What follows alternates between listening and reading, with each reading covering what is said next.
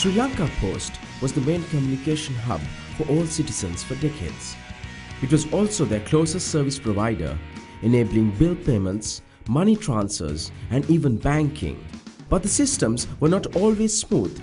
Conventional methods of record keeping resulted in long delays.